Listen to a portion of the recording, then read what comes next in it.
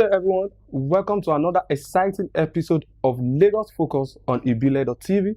I'm your host, Derele Ijelu, and today we've got something big for you. As you all know, on the show, we try to focus on politics, entertainment, sports, lifestyle, and many more. But today on the program, we decided to shift our focus to non-governmental organization, NGO, called Life After Abuse Foundation. This Life After Abuse Foundation is founded by an energetic individual, Alima Lion. It's a pleasure having you on the show. Thank you for having me.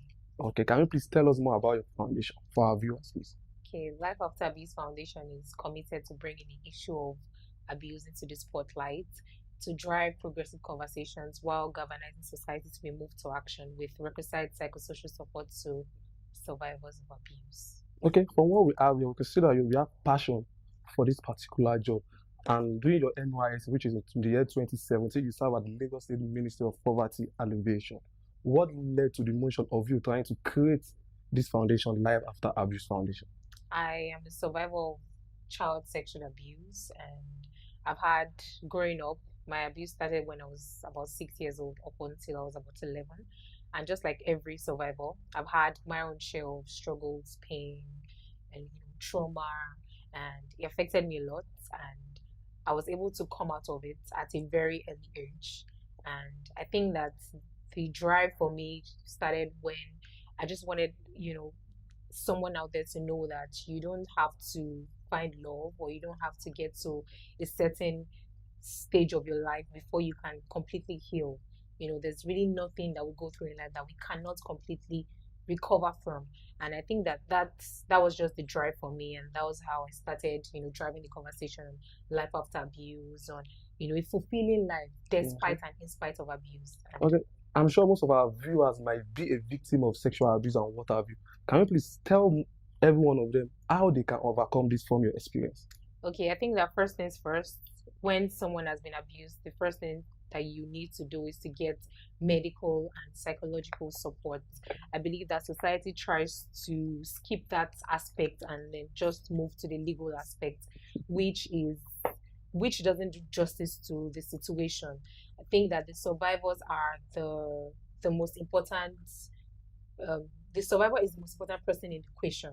So just try to get the survivor medical and psychological support first. Medical because the survivor might have contacted an STD. Okay. So, and then psychological because like a trauma or something like these things are very deep. Yeah. So it's important to see a therapist. And the good thing is we have a lot of NGOs now that offer psychosocial supports to survivors, where you can get free psychosocial supports.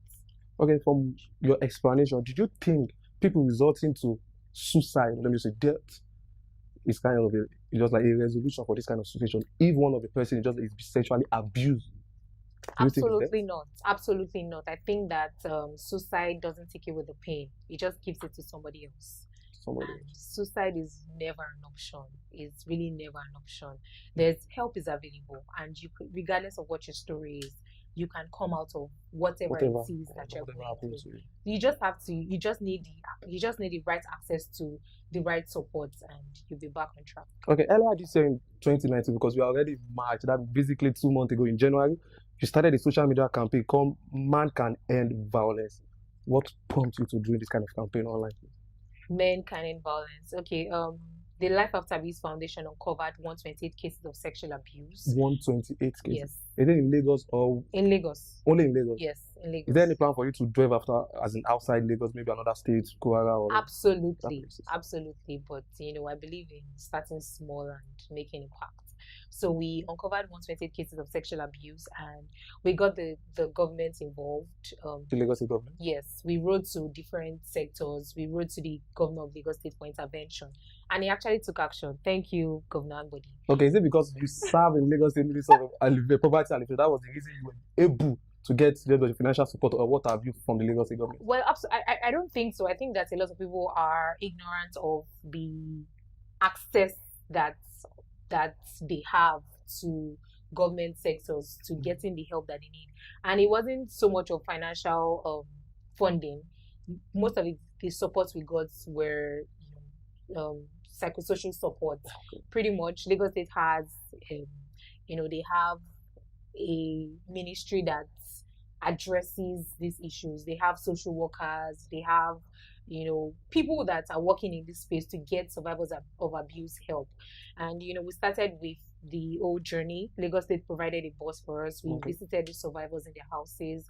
We got them to a social support network. We took them to WARIF, and we got to realize that we were granting survivors psychosocial support, and then a survivor would go back to our house and still end up being abused by the same person, and it was counterproductive. We got to realize that for every person that we recommended to go to the police station, a domestic violence victim that we recommended to go to the police station ended up coming back saying that they either ignored her or doubted her or made fun of her. And in that kind of situation, sorry to cut short, whereby the person is abused, what is the penalty for the person abusing the girl? Well, there's a jail term for perpetrators, but I mean, that this is Lagos, this is Nigeria, but there's actually a jail term. But here's the thing, because in order to pursue a case in court, you need evidence. And we don't really have a functional system in Nigeria.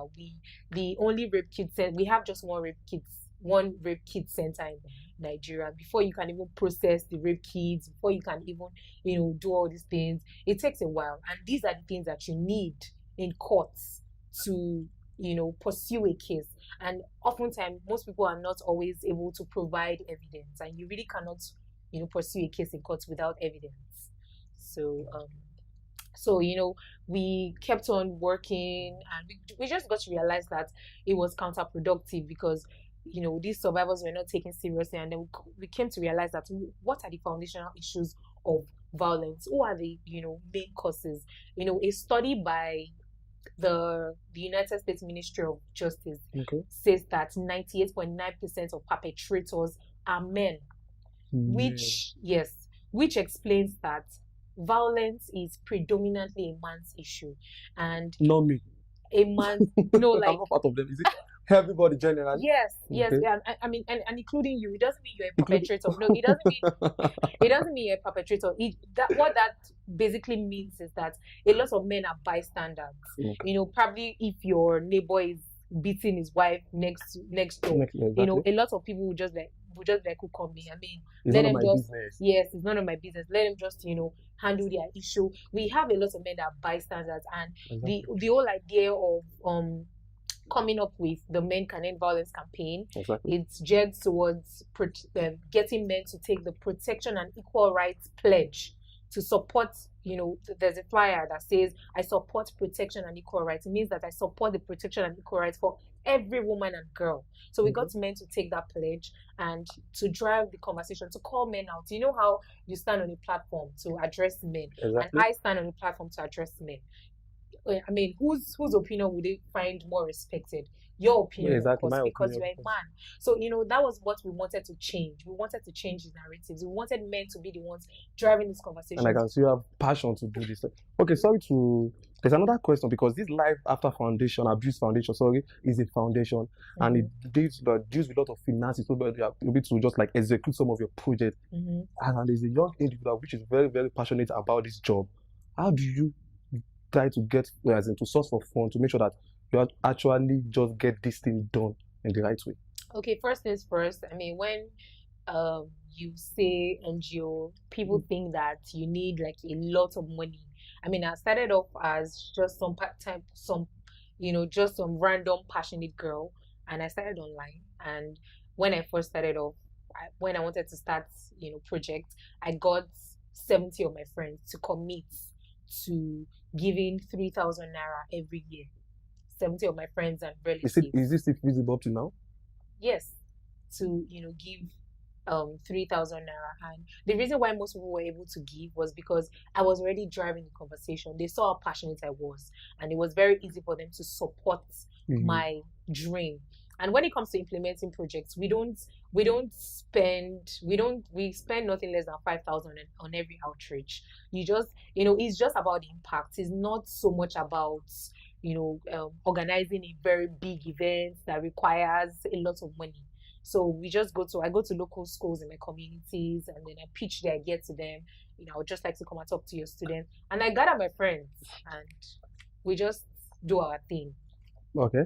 And from what we also have another event coming up 23rd of March that is definitely this month. Men can end violence, because initially earlier this year 2019 you did a social media campaign for this, but this time around you tried to just like to make sure this thing is happening live so people can witness. Can you please tell us more about it, especially the viewers who would like to just like grace the event, please?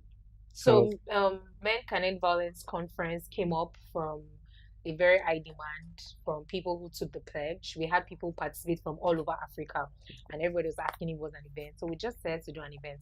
So basically, the event is going to feature documentary screenings, pop clip presentations, and panel sessions. And we plan to talk about pressing issues that are affecting women, and issues like toxic masculinity, issues like men be a man culture, gender-based violence, rape culture, and Consenting pretty much, yeah. Exactly.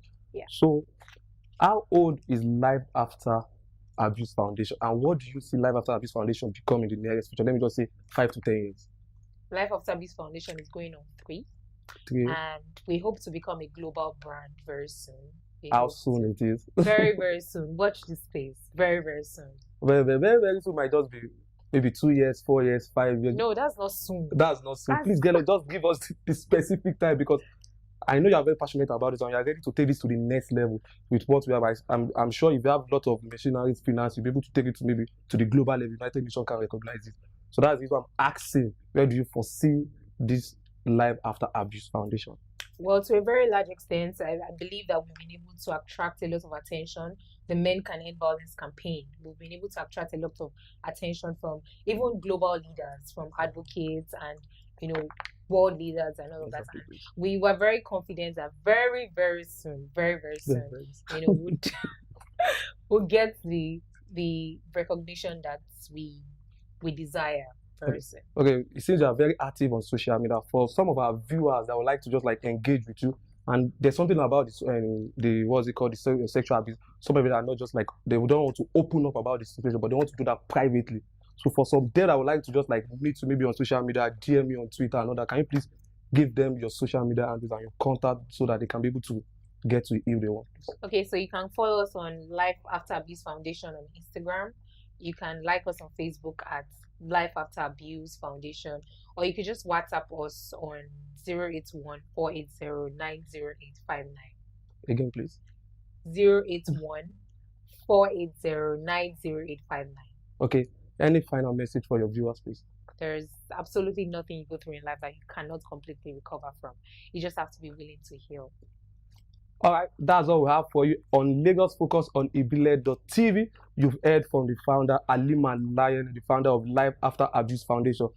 Look at her, she's very passionate about this. Please, if you have any issue like sexual abuse, kindly contact her on our social media she has given you, and also WhatsApp her on our WhatsApp number. If you have any issue at all that you feel like you have nobody to talk to, you can contact Halima Lion. She's going to help you out. And also, don't forget the Man Can End Violence coming up 23rd March. The location, please? University of Lagos. University of Lagos. That is Unilag Akoka, the University of First Choice. So you have to be there. University of Lagos, Men Can End Violence Conference, 23rd of March. Okay? I'm Adeyele Jelu. That's all we have for you on Lagos Focus on ibile.tv. And also follow us on our own social media pages, Ibile TV Lagos, on Facebook, Instagram, and Twitter. And also subscribe to our YouTube channel at ibile.tv. Bye.